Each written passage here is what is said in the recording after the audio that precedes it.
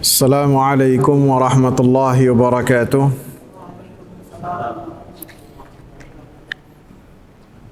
Innal hamdalillah nahmaduhu wa nasta'inuhu wa nastaghfiruh wa na'udzu billahi min shururi anfusina wa sayyiati a'malina. Man yahdihillahu fala mudilla lahu wa man yudlil fala hadiya lahu. أشهد أن لا إله إلا الله وأشهد أن محمدا عبده ورسوله. اللهم صل وسلم وبارك على نبينا محمد وعلى آله وصحبه ومن اتبع بهداه إلى يوم القيامة. وبعد. Hadirin jamaah sekalian yang saya muliakan, di dalil yang keempat atau kelima, keempat ya, keempat dari bab ayusyrikuna ma la yakhluqu syai'an wa hum yukhlaqun, bahwasanya selain Allah Subhanahu wa taala ketika dijadikan tempat untuk beribadah dan ditujukan ibadah kepadanya, maka hal tersebut adalah ibadah yang batil siapapun ditujukan ibadah tersebut kepadanya, karena yang dijadikan ibadah sebagai tandingan untuk Allah Subhanahu wa taala la yakhluqu syai'an, tidak menciptakan sesuatu apapun, wa hum yukhlaqun, dan mereka yang beribadah, yang diibadahi, semuanya diciptakan oleh Allah Subhanahu wa taala. Dan dari dalil-dalil sebelumnya kita mendapatkan penegasan dari muallif, dari penulis kitab ini yang berkaitan dengan hal ini. Termasuk pada dalil sebelumnya membahas tentang bahwasanya Rasulullah sallallahu alaihi wasallam tidak memiliki sedikit pun yang berkaitan dengan rububiyah, pengaturan alam semesta, bahkan yang berkaitan dengan orang-orang yang binasa, ataukah tidak yang berkaitan dengan dakwahnya Rasulullah sallallahu alaihi wasallam, maka Rasulullah sallallahu alaihi wasallam tidak memiliki hal tersebut. Sehingga ketika mencela mereka, mencela orang-orang yang melukai Rasulullah, bahkan mendoakan kejelekan, ataupun ketika Rasulullah sallallahu alaihi wasallam menganggap sedikit tidak mungkin atau mendekati tidak mungkin mereka semua akan menjadi orang-orang yang beruntung ketika melukai wajah Nabi sallallahu alaihi wasallam, maka Rasulullah sallallahu alaihi wasallam ditegur oleh Allah Subhanahu wa taala. Engkau tidak memiliki apapun juga yang berkaitan dengan perkara mereka. Artinya kewajiban engkau wahai Nabi Muhammad sallallahu alaihi wasallam adalah menyampaikan apa yang Allah Subhanahu wa taala bebankan kepada engkau berupa risalah, berupa wahyu. Adapun orang-orang yang di hadapan engkau, apakah mereka itu mendapatkan kebinasaan ataukah mendapatkan keselamatan, maka bukan urusan Nabi Muhammad sallallahu alaihi wasallam. Karena orang yang paling dekat dengan Nabi sallallahu alaihi wasallam seperti Abu Talib mati di atas kekufuran. Orang yang garis keturunannya dekat dengan Nabi sallallahu alaihi wasallam seperti Abu Lahab, maka Allah Subhanahu wa taala turunkan satu surat yang surat tersebut dibaca oleh orang-orang yang beriman sampai hari kiamat. Surat apa ikhwan? Al-Lahab ataupun surat Al-Masad.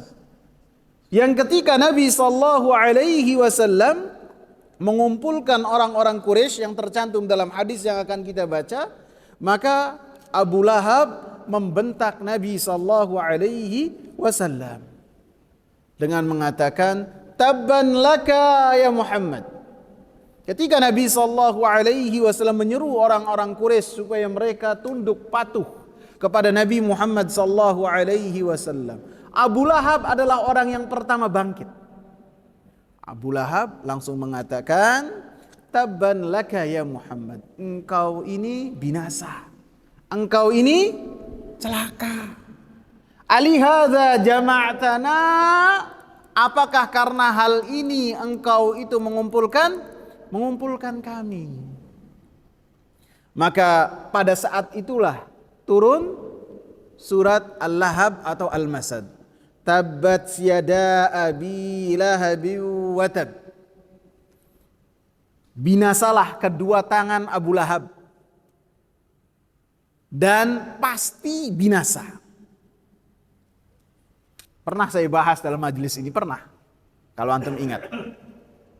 Orang-orang yang membangkang kepada Nabi banyak. Orang-orang yang menyerang Nabi SAW secara personal banyak. Yang membenci dakwahnya Nabi banyak. Akan tapi tidak ada satu surat pun yang langsung menyatakan orang tersebut menjadi penghuni api neraka, kecuali satu, Abu Lahab. Ini menunjukkan bahwasanya apa yang disampaikan oleh Nabi SAW datangnya dari Allah. Surat ini turun di tahun ketiga kenabian. Ketika Nabi diperintahkan oleh Allah, wa anzir asyiratakal aqrabin, dan berilah peringatan kepada orang-orang terdekatmu terlebih dahulu. Dari tahun ketiga sampai Nabi SAW hijrah, Abu Lahab masih di atas kekufuran. Bahkan kekufurannya semakin menjadi-jadi. Ketika ayat ini turun, Abu Lahab ini bukan hanya paman, akan tapi besannya Nabi. Anaknya Utbah dan satunya lagi Utaibah ataupun Itbah, itu menikahi dua putri Rasulullah SAW. Begitu ayat ini turun, surat ini turun, makin marah, diperintahkan dua anaknya untuk mentalak dua putri Nabi SAW. Sampai Nabi hijrah di atas kekufuran, sampai perang Badar selesai masih di atas kekufuran, kemudian mati di atas kekufuran. Ayat ini mengatakan Abu Lahab mati di atas kekufuran, dan padahal adalah orang yang dekat dengan Nabi SAW secara garis keturunan. Karena apa? Nabi hanya menyampaikan saja. Innaka la tahdi man ahbabta, walakinallaha yahdi man yasha. Engkau wahai Nabi Muhammad tidaklah mampu memberikan hidayah, menjadikan orang di hadapanmu mendapatkan hidayah dari Allah. Engkau tidak memiliki kekuasaan tersebut. Yang mampu menjadikan orang menerima hidayah dari Allah, tunduk patuh kepada Allah Subhanahu wa taala, menerima apa yang dibawa oleh Rasulullah sallallahu alaihi wasallam, yang mampu hanya Allah Subhanahu wa taala. Selain Allah tidak ada yang bisa. Adapun Nabi menyampaikan saja. Adapun orang di hadapannya apakah mendapatkan hidayah ataukah tidak, maka tidak ada yang mampu untuk melakukan dan menentukan hal tersebut. Sehingga di dalam hadis ini disebutkan Nabi SAW tidak memiliki hal tersebut. Dan di hadis yang terakhir ini, yang keempat ya, akan kita tegaskan juga yang berkaitan dengan apa yang telah disampaikan oleh Rasulullah SAW. Dan an Abi Hurairah radhiyallahu anhu, dari Abi Hurairah radhiyallahu anhu, beliau memeluk Islam pada tahun ke-7 Hijriah, ketika Nabi sallallahu alaihi wasallam menyerang kota Khaybar di bulan Muharram tahun 7 Hijriah. Beliau datang kepada Nabi sallallahu alaihi wasallam pada saat itu usia beliau 28 tahun. Beliau datang dari negeri Daus, dari Yaman. Nama beliau adalah Abdurrahman ibn Sakhr. Beliau datang kepada Nabi sallallahu alaihi wasallam dan menyatakan kepada Nabi sallallahu alaihi wasallam keislamannya. Kemudian ibu beliau yang bernama Maimunah bintu Sabih pun sebagai seorang sahabat. Abu Hurairah radhiyallahu anhu menceritakan bagaimana ibunya hidup bersama dengan dirinya ketika beliau tinggal di kota Madinah. Dan pada saat itu ibunya masih dalam keadaan syirik. Dan Abu Hurairah senantiasa berdakwah dan mendakwai ibunya ini. Sampai Abu Hurairah ketika mengingatkan ibunya supaya masuk Islam, ibunya ini menyebutkan sesuatu yang tidak disukai oleh Abu Hurairah berkaitan dengan Rasulullah sallallahu alaihi wasallam. Maka Abu Hurairah radhiyallahu anhu menangis, datang kepada Rasulullah sallallahu alaihi wasallam dan berkata kepada Rasulullah sallallahu alaihi wasallam, "Fad'ullaha an yahdiya umma Abi Hurairah."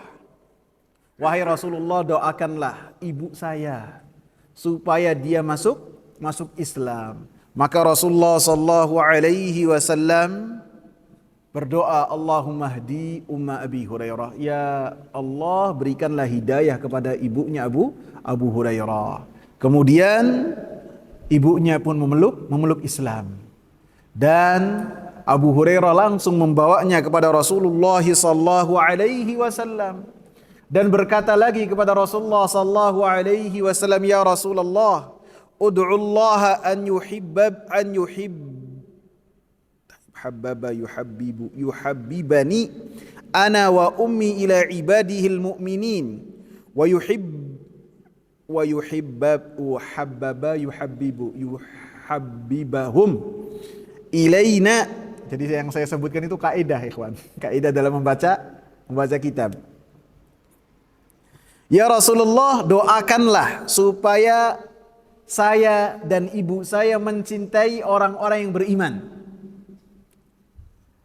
Dan doakanlah supaya orang-orang yang beriman itu senantiasa cinta kepada saya dan kepada ibu saya. Allahu Akbar.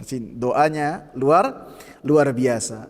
Maka Rasulullah sallallahu alaihi wasallam mengatakan, Allahumma habib ubaidaka hadza wa ummuhu ila ibadikal mu'minin. Ya Allah, jadikanlah hambamu yang kecil ini Abu Hurairah dan ibunya menjadi orang yang dicintai oleh orang-orang yang beriman. Wa habib ilaihimul mu'minin, dan jadikanlah mereka senantiasa cinta kepada orang-orang yang beriman. Atau kebalikan dari apa yang saya sebutkan. Ya Allah, jadikanlah keduanya senantiasa cinta kepada orang-orang yang beriman, dan jadikanlah orang-orang yang beriman senantiasa cinta kepada Abu Hurairah dan kepada ibunya. Maka kata Abu Hurairah radhiyallahu anhu, "Fama khuliqa mu'minun yasma'u bi wa la yarani illa ahabbani." Maka tidaklah diciptakan seorang mukmin, ada seorang mukmin di dunia ini yang mengucapkan kalimat la ilaha illallah wa Muhammadur Rasulullah dan kemudian mendengar tentang aku, kata Abu Hurairah, dan dia tidak pernah melihatku, bahkan zamannya berlalu 1000 tahun ataupun lebih, tidak bertemu dengan aku, kata Abu Hurairah. Apabila keimanannya benar, maka pasti akan mendapatkan bagian dari doa yang telah dipanjatkan oleh Rasulullah sallallahu alaihi wasallam. Dia cinta kepada Abu Hurairah. Jadi kalau ada orang-orang yang mulai dia meragukan Abu Hurairah, mulai dia mengatakan kok bisa Abu Hurairah meriwayatkannya banyak hadis. Berapa hadis yang disampaikan Abu Hurairah? 5.374 hadis, banyak sekali. Dan beliau katakan bahwasanya apa yang disampaikan oleh beliau masih banyak lagi yang disimpan. Beliau memiliki dua bejana ilmu. yang satu beliau sampaikan kepada umat, yang satu lagi beliau simpan. Kalau yang satu lagi disampaikan, takutnya akan terjadi fitnah. Ada orang-orang yang salah paham dalam memahami hadis-hadis Rasulullah sallallahu alaihi wasallam, sehingga beliau simpan, jangan sampai beliau sampaikan kepada umat. Sehingga termasuk doa yang beliau panjatkan, Allahumma la tudrikni sanatu sittin imratus sibyanis sufaha. Ya Allah, janganlah sampai saya ini bertemu dengan tahun ke-60 Hijriah. Beliau berdoa demikian. Jangan sampai ya Allah. Karena pada saat itu yang menjadi pemimpinnya adalah anak-anak kecil yang bodoh. Kata Abu Hurairah. Beliau berdoanya demikian, kemudian Allah Subhanahu wa taala berikan ijabah terhadap doanya. Beliau wafat pada tahun 59 Hijriah. Sebelum 1 tahun sebelum tahun 60. Sehingga para ulama mengatakan kapan Abu Hurairah wafat? Bisa jadi 59, bisa jadi 57, bisa jadi 58. Yang jelas tidak menyentuh tahun 60. Dan yang jelas setelah Aisyah radhiyallahu anha wafat. Karena ketika Aisyah radhiyallahu anha wafat, yang menjadi imam untuk mensalati Aisyah radhiyallahu anha adalah Abu Hurairah. Dan beliau pun dalam meriwayatkan hadis dan mencari hadis luar biasa sekali, ikhwan. Luar biasa sekali. Sampai disebutkan yang lain itu disibukkan dengan berdagang, yang lain disibukkan dengan kebunnya, dengan tanahnya, dengan bisnisnya, dengan perniagaannya. Abu Hurairah enggak. Hidupnya bersama dengan Nabi sallallahu alaihi wasallam. Terkadang yang lain itu sibuk makan, beliau berada di samping Nabi sallallahu alaihi wasallam tersungkur. Tersungkur karena apa? Lapar. Beliau bisa makan kalau Nabi sallallahu alaihi wasallam makan. Adapun kalau Nabi tidak makan, maka beliau tidak makan. Hidupnya senantiasa berada di samping Nabi sallallahu alaihi wasallam. Lebih-lebih beliau didoakan oleh Rasulullah sallallahu alaihi wasallam supaya tidak lupa. Walaupun demikian, Abu Hurairah radhiyallahu anhu apabila di malam hari setelah Nabi sallallahu alaihi wasallam masuk ke rumahnya, di balik tirai yang tidak bisa Abu Hurairah memiliki akses masuk ke dalamnya, maka Abu Hurairah mengulang-ulang apa yang beliau dapat dari Rasulullah sallallahu alaihi wasallam di hari itu. Sehingga riwayatnya sangat banyak. Dan kemudian beliau memiliki seorang menantu yang menantunya pun menjadi ulama yang paling besar untuk tabi'in. Dikatakan oleh Imam Ibnul Qayyim rahimahullah, tabi'in dan sayyidut tabi'in, pemimpin para tabi'in adalah Sa'id ibnul Musayyib atau Sa'id ibnul Musayyib. Menantunya Abu Hurairah. Ilmu dari Abu Hurairah radhiyallahu anhu sampai kepada Sa'id ini, dan Sa'id menyampaikannya kepada umat.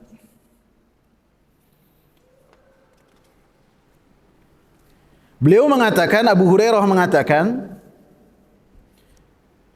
qama Rasulullah sallallahu alaihi wasallam hina unzila alaihi wa anzir ashiratakal aqrabin. Berdiri Rasulullah sallallahu alaihi wasallam menyampaikan sebagai berdiri Rasulullah sallallahu alaihi wasallam, disebutkan beliau berdirinya di Safa, di Bukit Safa, yang pada saat itu kebiasaan orang-orang jahiliyah apabila mereka memiliki perkara yang sangat penting, maka cara mengumpulkannya dengan orang tersebut berdiri di Bukit Safa. Kemudian dia melepaskan bajunya, mengitar-ngitar bajunya seperti ini. Kemudian setelahnya dia mengambil pasir, menyiramkan pasir ke kepalanya, maka orang-orang Quraisy akan datang berkumpul untuk mendengar apa hajat orang tersebut. Dan Nabi SAW mengambil metode tersebut, akan tetapi tidak secara keseluruhan. Nabi SAW tidak membiarkan auratnya tampak, melepas baju bagian atasnya yang pada saat itu disebut dengan rida, tidak. Nabi SAW tidak juga mengambil pasir kemudian beliau siramkan di atas kepalanya, tidak. Akan tapi beliau naik ke Bukit Safa, kemudian beliau berdiri dan menyeru orang-orang Quraisy. Dan ketika Nabi SAW berdiri di Bukit Safa dalam rangka mengamalkan perintah Allah Subhanahu wa taala, wa anzir ashiratakal aqrabin. Surat Syu'ara ayat 214. Dan berilah peringatan kepada orang-orang yang terdekatmu terlebih dahulu. Nabi SAW 3 tahun berdakwah secara diam-diam, dari mulut ke mulut, dari telinga ke telinga. Nabi tidak menyampaikan kepada orang-orang Quraisy secara menyeluruh, tidak. Walaupun orang-orang Quraisy mereka mengetahui kasakusuk yang telah dilakukan oleh Nabi Muhammad SAW. Terkadang Abu Lahab datang ke majelis yang ada di dalamnya Rasulullah. Bahkan Rasulullah terkadang ketika akan berbicara dengan kerabat-kerabatnya di dalam majelis yang mengumpulkan Bani Hashim, Abu Lahab sebelum Nabi SAW berbicara membentak terlebih dahulu. Bahkan Abu Lahab mengatakan kepada Abu Talib, wahai Abu Talib, bagaimana kalau kita bunuh saja orang ini, ponakan dia, sebelum selain keluarga kita mengeksekusi orang ini. Allahu Akbar, kebenciannya sangat dalam. Nabi SAW ketika Allah Subhanahu wa taala perintahkan wa anzir ashiratakal aqrabin, langsung melaksanakan perintah Allah Subhanahu wa taala, tidak menunda-nunda. Langsung beliau berdiri di Bukit Safa, kemudian menyeru orang-orang kafir Quraisy dengan mengatakan ya ma'syara Quraisy, menunjukkan bahwasanya anjuran untuk kita segera melaksanakan perintah-perintah Allah Subhanahu wa taala. Tidak kita menunda tidak, akan tapi langsung menyampaikan, langsung melaksanakan selama kesempatan itu masih ada. Jangan kita tunda apa yang bisa kita lakukan di sore hari, di saat ini untuk esok hari, tidak. Jangan kita katakan apabila datang malam kita katakan nanti tunda kebaikan di pagi hari. Siapa yang menjamin kita itu bisa bangun di pagi hari? Khudh min sihhatika limaradik. Manfaatkan waktu sehatmu sebelum engkau sibuk dengan rasa sakitmu. Manfaatkan hidupmu sebelum tidak ada peluang lagi untuk kita melaksanakan perintah-perintah Allah Subhanahu wa taala dan mengatakan rabbirji'uni la'alli a'malu salihah. Jadi melaksanakan perintah Allah Subhanahu wa taala langsung ketika kita mendengar seruan bahwasanya kita diperintahkan untuk melaksanakan perintah Allah. Apabila tiba waktu salat hayya 'alas shalah hayyal falah, kita tinggalkan semua aktivitas. Jangan kita tunda. Bisa jadi ketika kita tunda-tunda untuk perkara dunia, maka di saat itulah kematian menjemput kita. Sebelum kita masuk ke apa yang di dalamnya, Nabi SAW serukan kepada orang-orang Quraisy. Di dalam hadis ini Abu Hurairah radhiyallahu anhu menceritakan sesuatu yang tidak dilihat oleh Abu Hurairah radhiyallahu anhu. Ini Abu Hurairah ada nggak pas kisah ini? Ada nggak? Kapan Abu Hurairah memeluk Islam? Tadi kapan? Tahun 7 Hijriah di bulan Muharram. Sedangkan kejadian ini terjadi berapa tahun sebelumnya? Ketika Nabi SAW berusia 43 tahun. Jadi Nabi SAW baru berdakwah 3 tahun, maka setelahnya menyampaikan hal ini. Dan pada saat itu Abu Hurairah radhiyallahu anhu dipastikan tidak hadir di majlis tersebut. Akan tetapi para sahabat ridwanullahi alaihim ketika menyampaikan dari Nabi sallallahu alaihi wasallam perkara-perkara baik perkataan, perbuatan yang mereka dengar, walaupun mereka itu tidak melihat langsung kejadiannya, tidak mendengar langsung, maka itu adalah hadis-hadis yang diterima apabila sumbernya dari sahabat. Sehingga para ulama mengatakan marasilu as-sahabati maqbula hujjah. Mursalnya hadis-hadis dari sahabat yang seperti yang dicontohkan oleh Abu Hurairah, ini adalah hadis mursal. Ini hujjah diterima karena para sahabat adalah udul. Mereka adalah orang-orang yang adil. Beda apabila yang menceritakan hal tersebut adalah seorang tabi'in.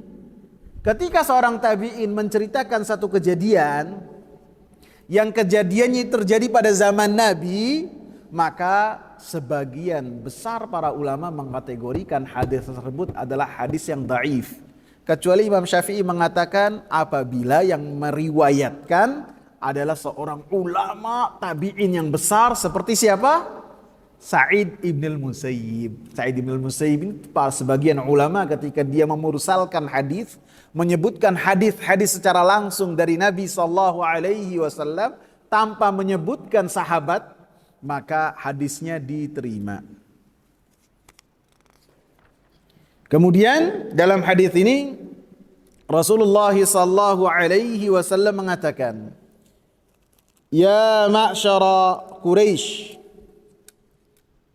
wahai sekumpulan orang-orang Quraisy.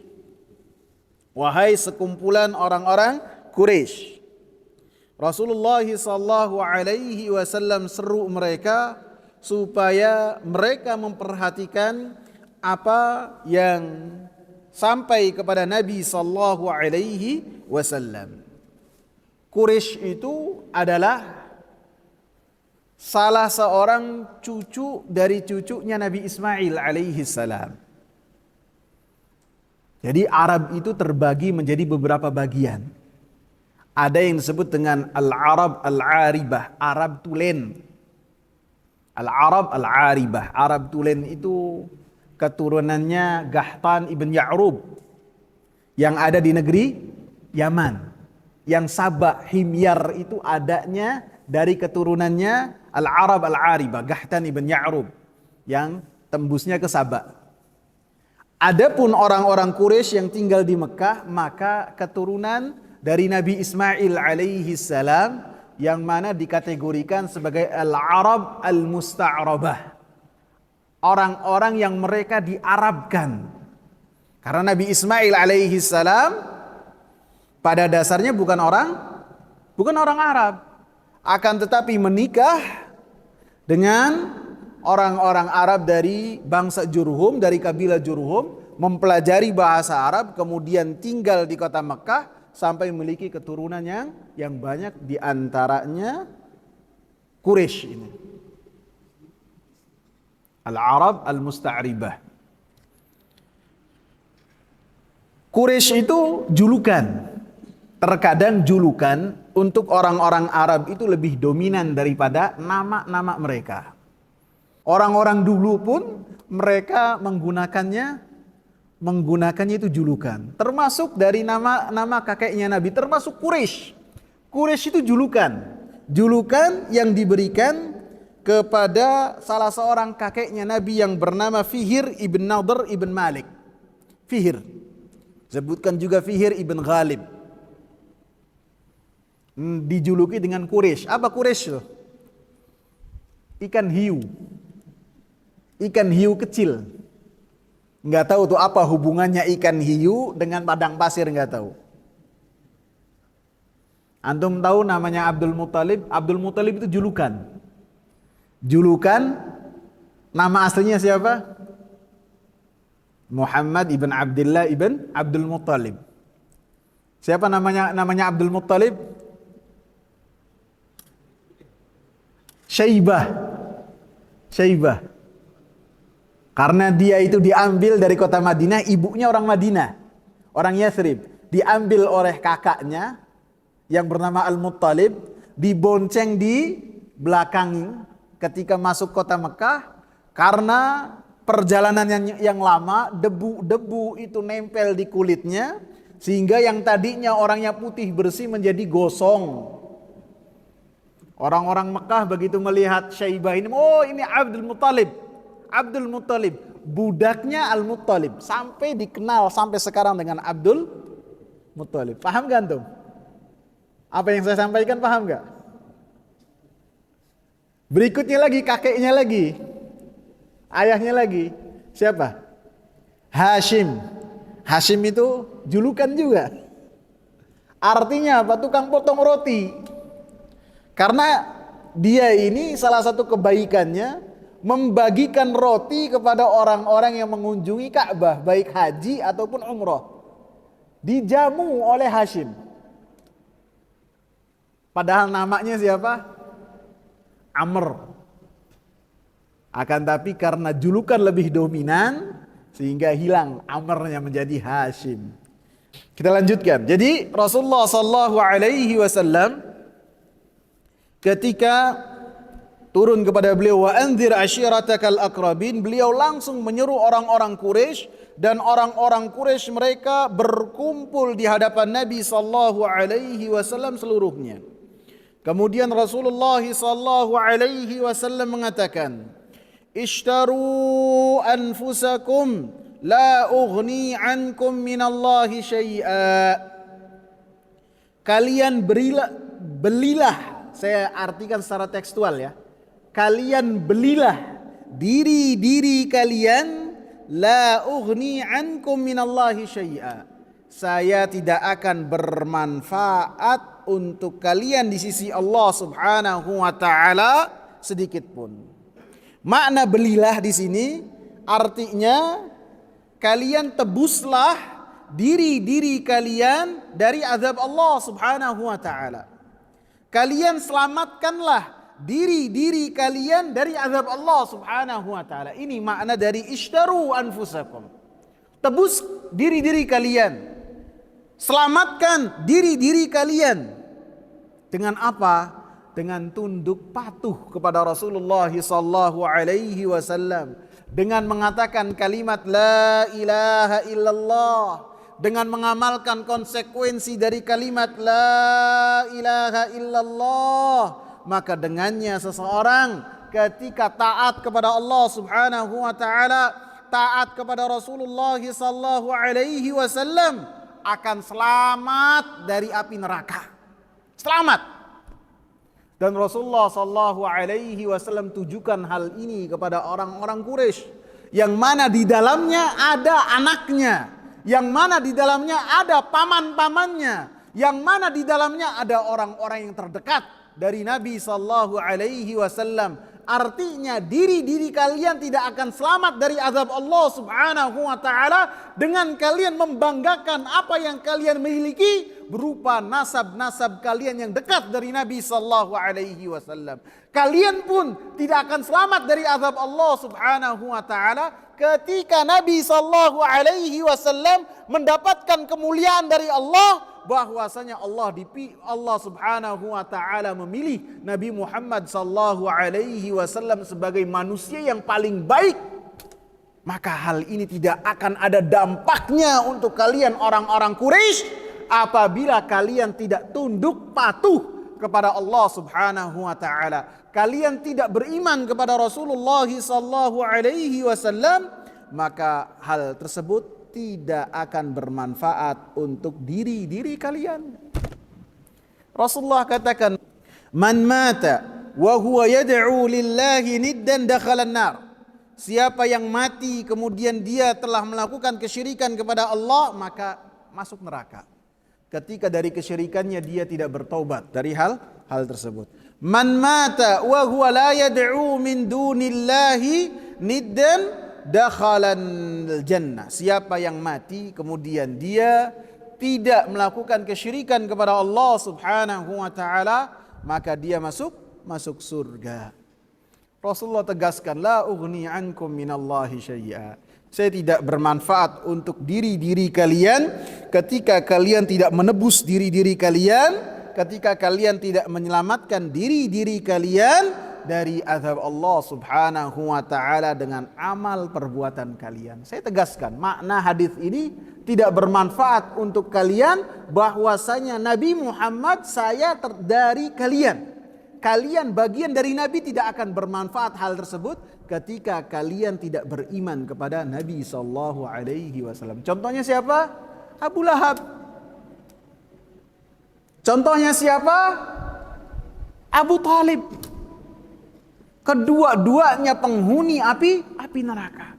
Padahal keduanya adalah orang yang paling dekat dengan Nabi sallallahu alaihi wasallam. Abu Lahab mendapatkan satu surat yang suratnya senantiasa dibaca oleh kaum muslimin dalam salat-salat mereka, bahwasanya Abu Lahab penghuni api neraka. Abu Talib dengan jasa dia yang sangat luar biasa kepada Nabi sallallahu alaihi wasallam, maka dia dikatakan oleh Rasulullah sallallahu alaihi wasallam di dalam api neraka yang azab dia paling ringan. Diberikan bara di telapak kakinya, bara api di telapak kakinya, kemudian yang melepuh apa yang ada di dalam kepalanya, dan itu ahwanu azab ahlin nar. Azab yang paling ringan di api neraka Abu Talib. Dan ini termasuk syafaat yang Allah Subhanahu wa taala izinkan kepada Nabi, diberikan kepada Abu Talib. Saya tadi sebut Abu Talib, Abu Lahab, ikhwan. Abu Talib ya, takut kebalik-balik. Abu Talib, Abu Lahab, orang-orang yang dekat dengan Nabi. Akan tapi ketika kufur dan tidak beriman kepada Rasulullah, maka Rasulullah sallallahu alaihi wasallam katakan, man batta'a bihi amalu lam yusri' bihi nasabuh. Siapa yang amalannya itu tidak membantu dia, amalannya itu sangat pelan sekali. Amal soleh tidak mau, hanya membanggakan nasabnya saja. Saya memiliki nasab yang mulia, saya orang Arab. Nggak ada jaminan kalau orang Arab dan orang yang dekat dengan Nabi sallallahu alaihi wasallam secara garis keturunan akan selamat dari azab Allah. Ini Rasul yang mengatakan, man batta'a bihi amaluh lam yusri' bihi nasabuh. Tidak akan nasabnya itu menjadikan dia dekat dengan Allah Subhanahu wa taala. Artinya, ketika orang-orang memiliki nasab yang dekat dengan Nabi sallallahu alaihi wasallam, kemudian dia bertauhid dengan tauhid yang benar, dia memiliki pengertian yang sunnah tentang dakwahnya Nabi sallallahu alaihi wasallam, maka nasab yang ada pada dirinya akan menjadikan dia mulia di sisi Allah Subhanahu wa taala. Yang paling penting bukan nasabnya, akan tetapi apa? Bagaimana imannya, bagaimana amal saleh dia. Abu Salman Al-Farisi. Salman Al-Farisi, orang yang tidak memiliki garis keturunan sama sekali, orang Persia, mencari hidayah. Dari dia menjadi orang bangsawan sampai menjadi pembantu marbot di gereja, kemudian setelahnya menjadi pembantu marbot di gereja yang lainnya, kemudian setelahnya menjadi budak belian sampai datang ke kota Madinah, kemudian mengatakan kepada Nabi sallallahu alaihi wasallam kalimat la ilaha illallah wa Muhammadur Rasulullah setelah Salman menguji Nabi sallallahu alaihi wasallam. Hadiah diterima, sedekah tidak untuk Nabi sallallahu alaihi wasallam. Ibnul Qayyim mengatakan seakan-akan Allah mengatakan kepada Nabi sallallahu alaihi wasallam, wahai Rasulullah, engkau menginginkan Abu Talib untuk memeluk Islam, sedangkan Allah Subhanahu wa taala menginginkan Salman Al-Farisi yang tidak memiliki hubungan kekerabatan dengan Nabi sallallahu alaihi wasallam. Sehingga dalam hadis yang mauquf, hadis mauquf itu berhenti kepada para sahabat, tidak sampai kepada Nabi. Disebutkan hadis ini berhenti kepada Ali radhiyallahu anhu.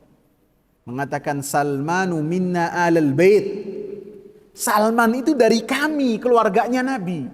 Bukan dengan nasabnya, akan tapi dengan apa?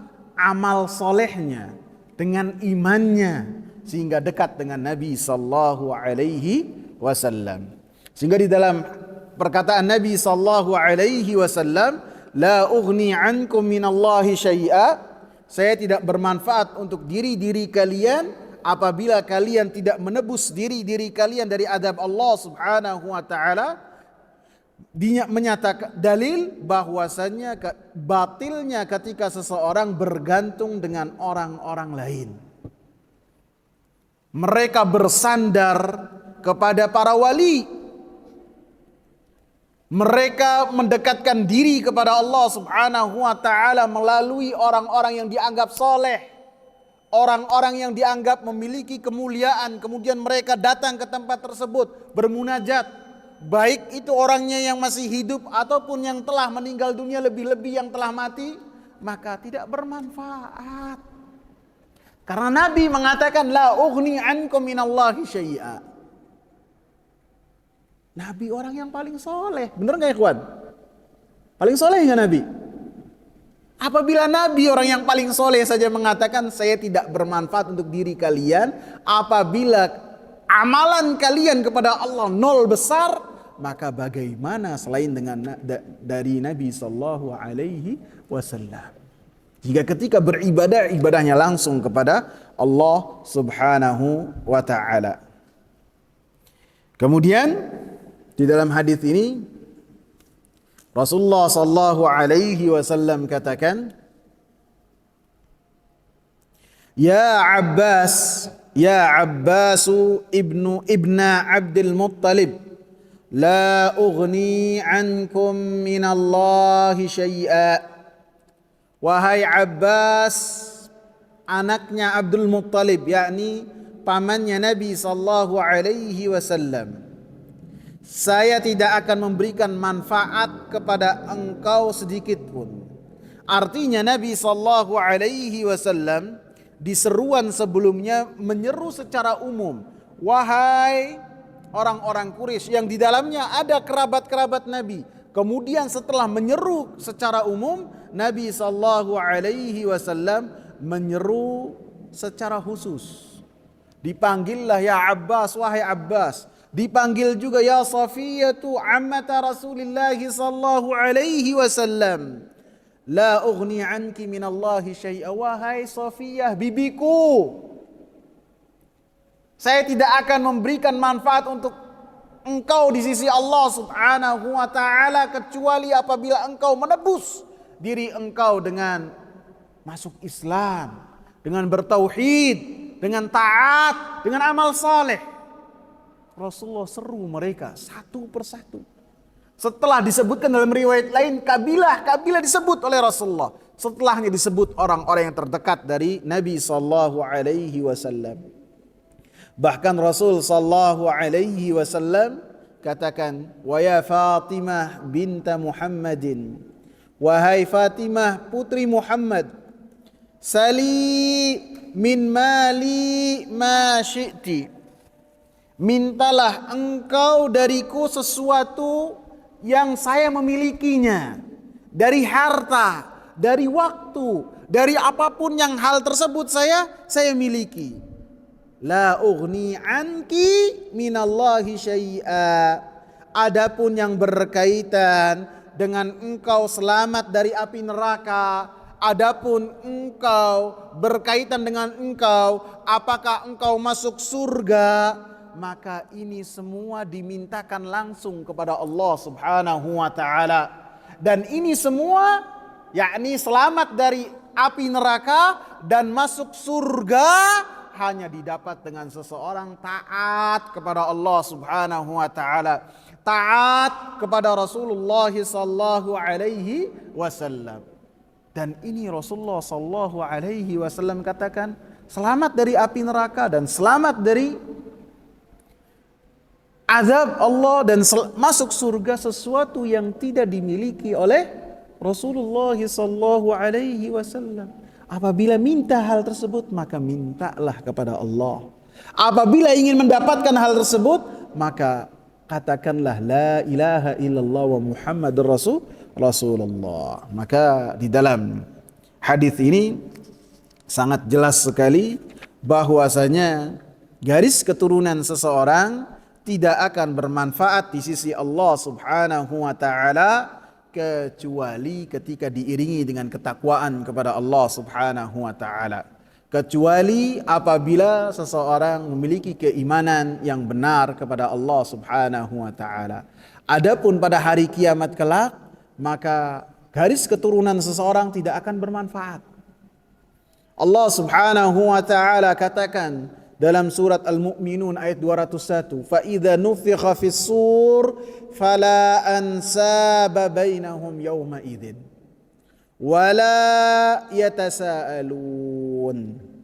Apabila sangkakala itu telah ditiupkan dan manusia dibangkitkan oleh Allah Subhanahu wa taala, maka pada saat itu tidak ada nasab lagi. Tidak ada nasab lagi, semua sudah sama. Nasab ini Allah Subhanahu wa taala berikan kepada manusia supaya dengannya mereka mengetahui mana saudara, mana bukan. Mana saudara?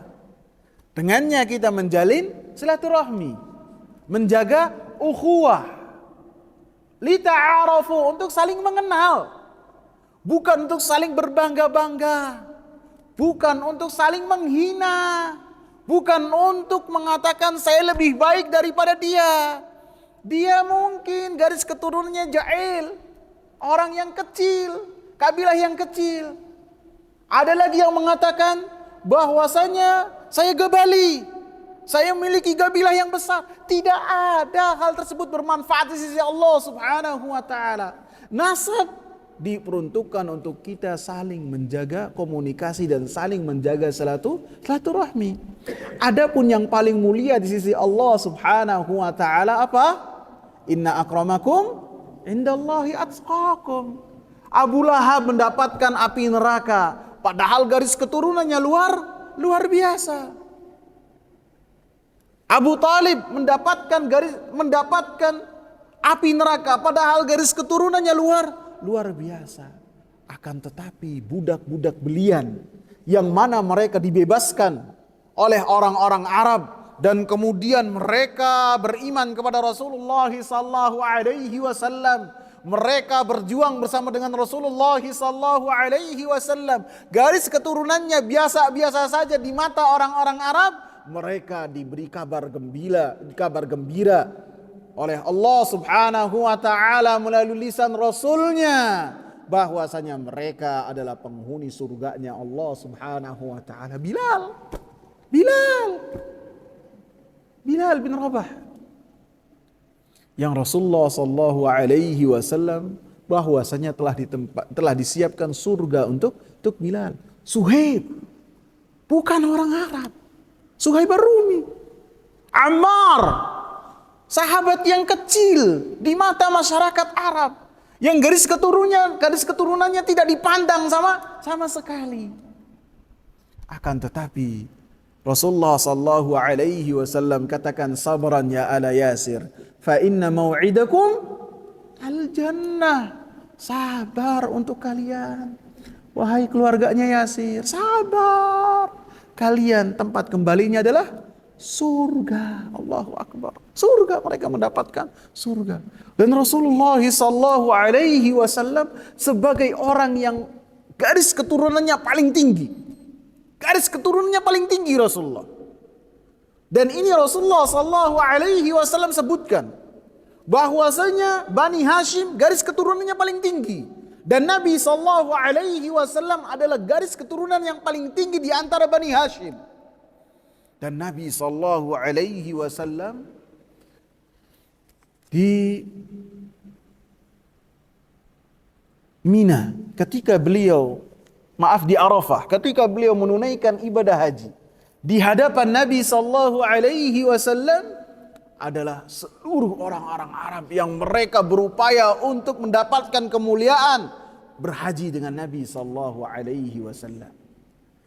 Rasulullah sallallahu alaihi wasallam memberikan nasihat, yang nasihat tersebut adalah supaya menghilangkan keangkuhan jahiliyah. Padahal apabila beliau angkuh, beliau membanggakan dirinya, beliau adalah orang yang paling baik dari garis keturunannya. Beliau mengatakan, inna Adama min turab. Sesungguhnya Adam alaihi salam dari tanah dan manusia dari Adam alaihi salam. Kemudian Nabi mengatakan, la fadla Arabi ala a'jami. Tidak ada keutamaan orang Arab di atas orang non Arab. Siapa yang mengatakannya? Siapa? Orang yang paling baik garis keturunannya di tanah Arab. Dari zaman Nabi Adam diciptakan sampai hari kiamat. Nabi Muhammad sallallahu alaihi wasallam. Wala fadla a'jami ala Arabi. Dan tidak ada keutamaan orang-orang a'jam non Arab di atas orang Arab. Yang akan menentukan kedudukan mereka di sisi Allah illa bittaqwa, takwa. Kalau takwa mereka akan mendapatkan keutamaan di sisi Allah Subhanahu wa taala. Tidak takwa siapapun tidak akan mendapatkan keutamaan di sisi Allah Subhanahu wa ta'ala. Dan ini banyak contohnya. Para ulama yang mana mereka bukan orang-orang Arab, ketika mereka dekat dengan Al-Quran dan dekat dengan sunnah Nabi sallallahu alaihi wasallam, namanya senantiasa disebutkan oleh para ulama dan penuntut ilmu. Seperti Imam Nafi, budak belian. Seperti Ikrimah, budak belian. Banyak budak-budak belian yang kemudian menjadi ulama. Seperti juga Atha ibn Kaisan atau Atha ibn Abi Rabah. Seorang budak belian yang dulunya kemudian dimerdekakan dan kemudian menuntut ilmu dan menjadi mufti besar di kota Mekah. Banyak khalifah yang mereka datang, ketika datangnya melihat Tawus, mereka dalam keadaan sungkan. Karena apa? Karena kewibawaan ilmu yang dimiliki oleh para ulama. Wallahu ta'ala a'lam. Semoga bermanfaat. Subhanakallahumma bihamdika asyhadu an la ilaha illa anta astaghfiruka wa atubu ilaik. Assalamu alaikum warahmatullahi wabarakatuh.